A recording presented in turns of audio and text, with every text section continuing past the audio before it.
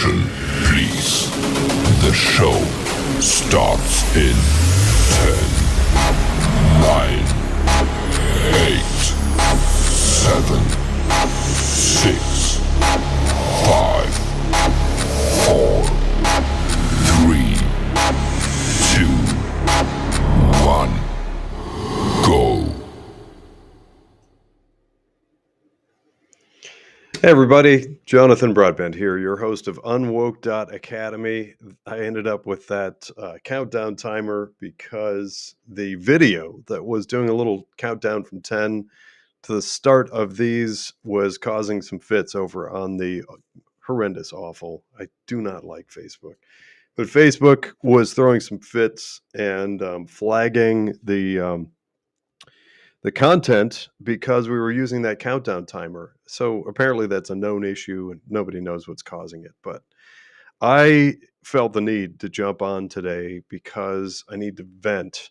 It's vent time. I don't do this often, but I'm going to do it today. It's bad craziness in the world of finance and what's happening with headlines and press and the media. It's so egregiously awful and manipulative. We need to call it out. So, for instance, the thing that really just was the straw that broke the camel's back. There's a financial institution that I've worked with through the years that sent me an email, and they're bullet pointing a bunch of stuff, and they're trying to entice me to join some webinar on investing in the next decade and everything. And then it's got this headline in the email: "The golden era of investing is over." Good grief. Come on, people. It's gotten so ridiculous. It's almost comical. It's like a clown show. So here's where we are. I want to put this in context.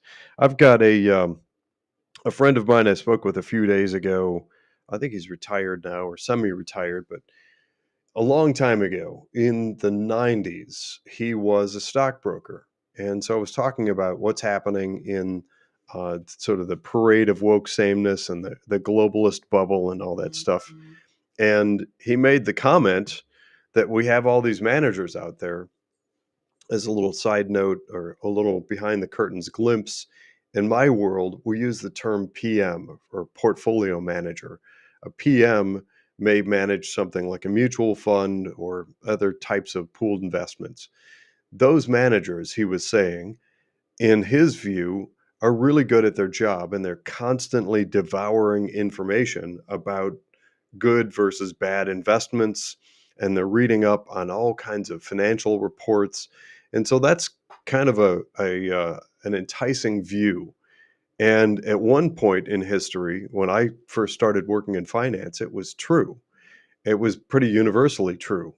But as I sort of patiently waited for him to finish his thoughts and then told him I didn't use the word quaint, but it's kind of a quaint bygone era that he's thinking of. Kind of like when we used to think of schools as focused on education, and we used to think of pharmaceutical companies as focused on our health. Well, universally, pretty much across the board, the world, I was going to say America, the world has come to the realization that that's generally not the truth, that we have organizations out there. And sorry, I'm getting distracted here because once again, we have an error message, unable to connect to Rumble. All right, well, I guess we're not going live on Rumble today. Oh, well, we'll stop that. Stop Rumble. Whatever, we'll sort that out. It's kind of an ongoing battle. So anyway, the idea that these PMs or portfolio managers are out there looking at the earnings reports and quarterly reports and job growth specific to a company and market sector, and looking at international and national competitors in the landscape, and whether or not they have research and development or filing for new patents, and their cash flow management, any management departures, all that stuff. I call it all fundamentals. Well, that's actually an industry term. We call it fundamentals when you're looking at the fundamental value or lack of value of a potential investment. And yes, he's right. In the real world, that's fundamentally critical. The fundamentals are fundamental. In a broken, false world, we have things like ESG, DEI, and the woke stuff, the corporate equity index, artificially influencing. And what's been allowed to happen is, as far as I can tell, most or many or all, almost all, some large number of those portfolio managers went on to autopilot and just simply decided that allowing corporate to decide and rubber stamp on what is or isn't good for the investment portfolio is fine. So they get paid big money to, in my book, no longer do their job. Their job of going out there and constantly grinding away at doing the analysis on what's a good investment, getting replaced by virtue signaling, which clearly, to the, if you're not, if you think I'm speaking out of turn with the following comment, go back and watch some of the episodes that I've done in UnWoke.Academy, where I talk about, now what are we on, 3 4 years of, I've talked to everybody that I know in the world of finance, and that's a lot of people. I've worked in institutional finance for decades. I know a lot of people, and I can tell you that according to all website searches, all um, performance reports, all conversations, everything, absolutely 100% of everything that I'm able to get my hands on, I can find no accurate, actual definition of any of them. DEI, ESG, what does it mean? What does it mean? In my world, I mean, it only put that in a better, clearer context. If somebody were to approach you with some suggestion and they say it's good because it'll make you feel good, then by all means, if you think that you'll feel good, you can do that thing. In my world, when you're talking about people managing billions and trillions of dollars on behalf of other people, there is no vague answer that ever works. Never, ever, ever. It does not ever apply. You cannot say, in defense of decision making for other people's money, that it made you feel good, or that you think that it was probably good in some vague sort of way. That doesn't work. It absolutely does not fly. So if, and I've been saying this for years, if somebody were to come along and say, we've defined the following need and issues socially, economically, culturally, environmentally, whatever, we've developed it, we've analyzed it, and we've proved that there's this need and there's value to the investors in changing fundamentally how we analyze, how we invest the money, then I'll say, great, that's a good first step. Now analyze the impact. Because if you can't show that there is beneficial impact, then you also still have nothing. So, for instance, if you decide that there's some sort of cultural issue and you're a portfolio manager managing $100 billion, and you say, aha, eureka, I've got it. Here is this cultural issue. And I think that if I divert the $100 billion that I invest for other people on behalf of their future and their family and their retirement, I'm going to shift all of that in order to address this. That's step one. Step two has to be, what are you moving it to, and how does it make it better? And how do you analyze and report on it, whatever the answer, whatever the thing you're solving for, how does it make it better? So when we agree to operate in a world that just jettisons all of that and doesn't actually define anything and just says, oh, it's fill in, just slap a label on it. It's green. Ooh, green how? And what is it greening? And what is enough green? And what are you doing that you're defining as green? How is it, how is green defined? It's maddening and absolutely ludicrous, absolutely preposterous that we've allowed ourselves to get to this place. And what's happened is, let's call it 30 companies. I'm exaggerating. It's maybe 100. I don't know, whatever. There's some number of globalist companies that all piled into the thing and said, "Hey, portfolio managers, look at us. We're virtue signaling really good, and we have the ESG and the DEI and the CRT and the CEI. We're so good that you need to move all of your investor dollars over to us." And there are companies out there that manage money on behalf of others that rubber stamped it and said, "Sure, you have those labels now that don't mean anything. They're not defined. So I'm going to move the $100 billion, and actually it's more like $36 trillion. We're going to just move all that over to you. You're green. So you're a green company. We're going to invest in you." That is absolutely an outrageous, preposterous place, but we're there. We got there. I've shown it in that Parade of Woke Sameness episode that I did, where I took, if you didn't watch that, here's what I did. I went to a website, financial news reporting agency called Kiplinger. Kiplinger has a list of, in their book and their analysis, their reporters found the top 100 mutual funds in 401k plans in the US. And I started with number one, largest dollar deposits into that mutual fund. And all of the equity funds I went through, I made my way to up to like 36 or something. I compared the top holdings in all of them. And what were they? Virtually identical.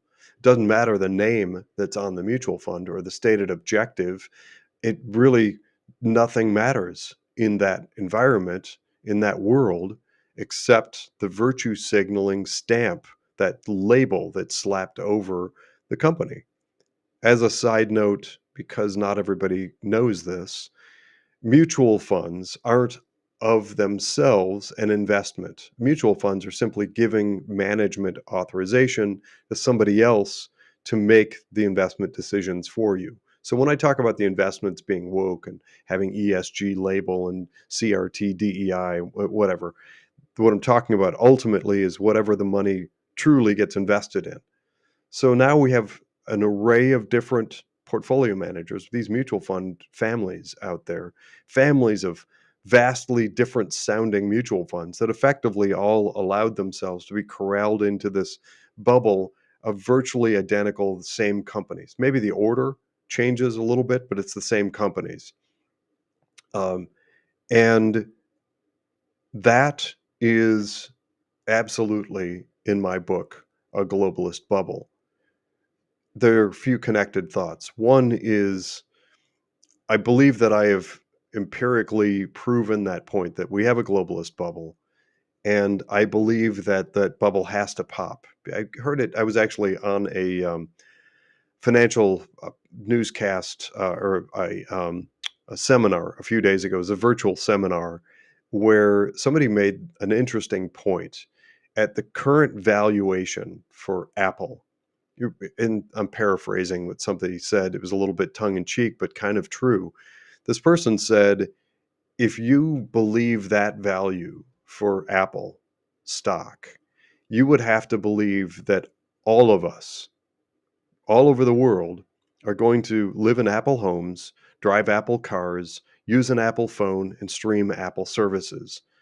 That the value of Apple, where it is right now, is so outrageously high. And yes, that is my opinion, that the stock price is inflated because it's received the inflows of so much money for having put the woke label on themselves and then appealed from Wall Street and other types of investors, all the institutional dollars from mutual funds and things like them. That is an unhealthy environment.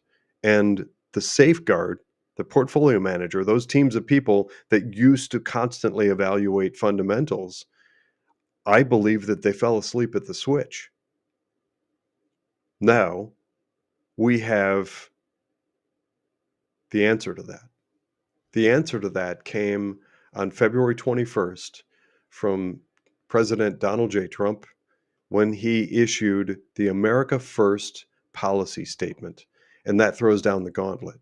It tells the financial world and capital markets, stop all of the overfunding of the woke globalist cabal and start directing money into free market economy. It's a beautiful thing. I suggest that that's where people should be looking.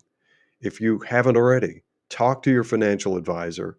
If they're woke and steering you into the same stuff, stop paying. Stop paying for them to do the same thing to you that everybody is having done to them, which is funneling money into a bunch of woke companies.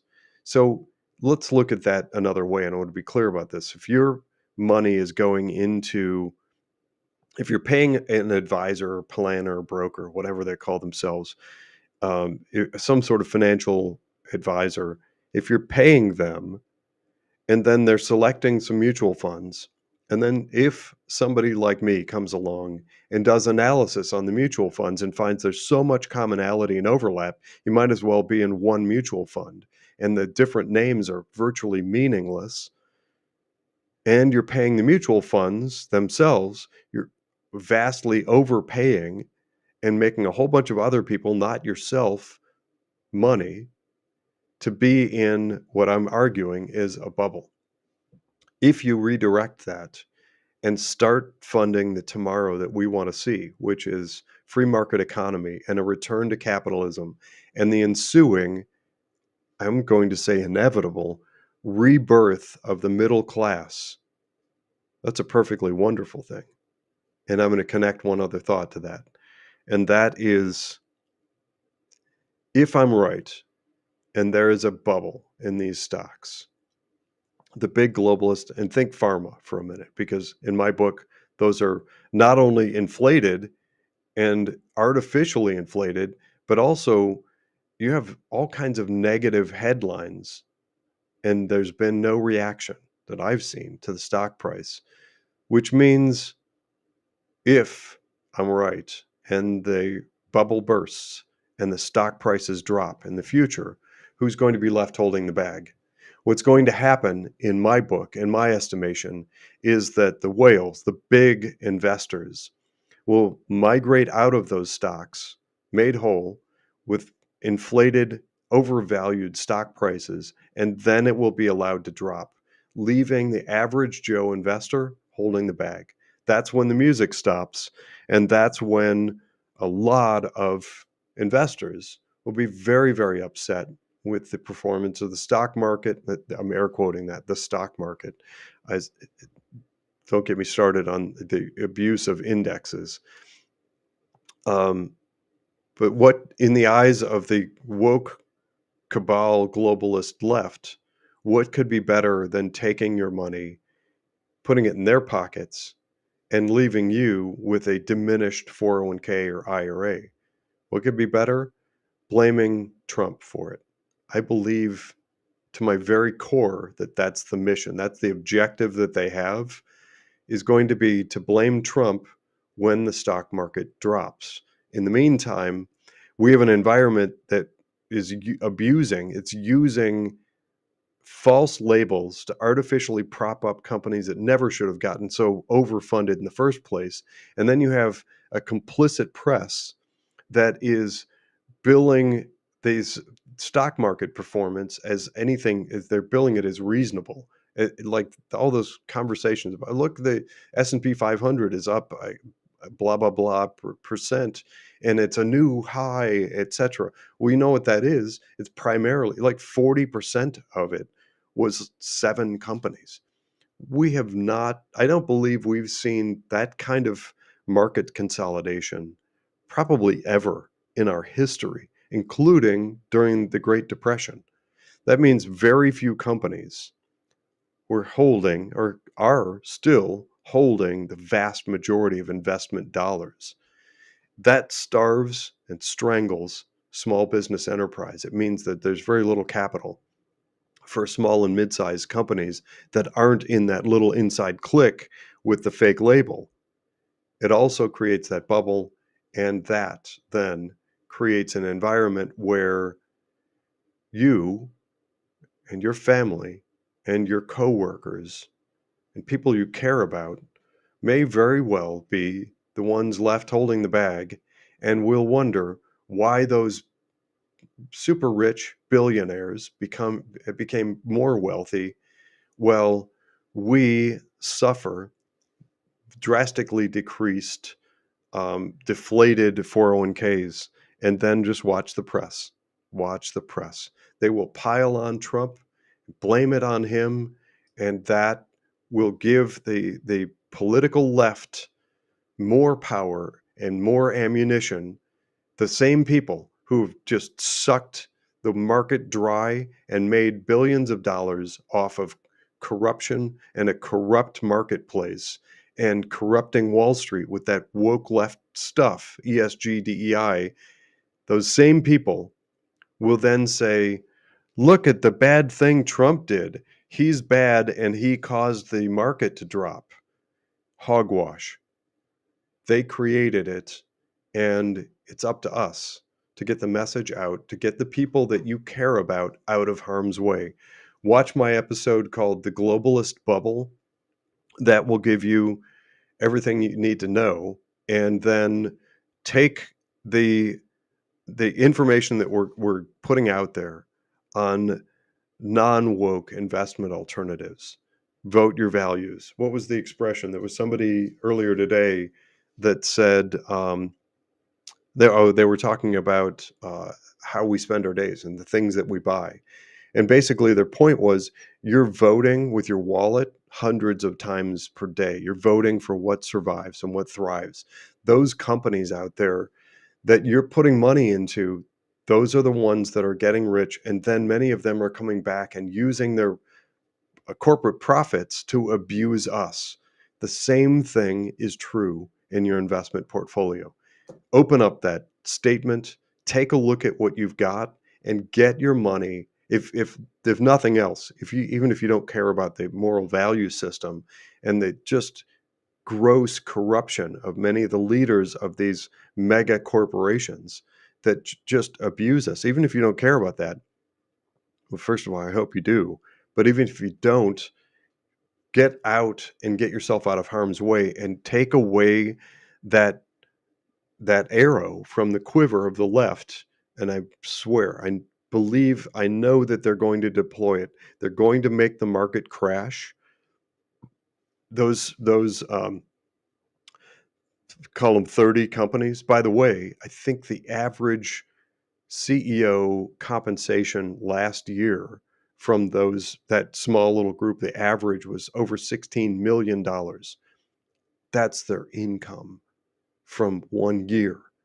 Average. Some of them were higher. They have just taken the abuse and that consolidated market. They've just sucked money out of it, and now they're willing, I strongly suspect, will be willing to let the market drop, because then average Joe investor is holding the bag and they can blame Trump. That's my position. This has been another brief episode of UnWoke.Academy. Thanks for listening. Stay tuned for the next exciting episode.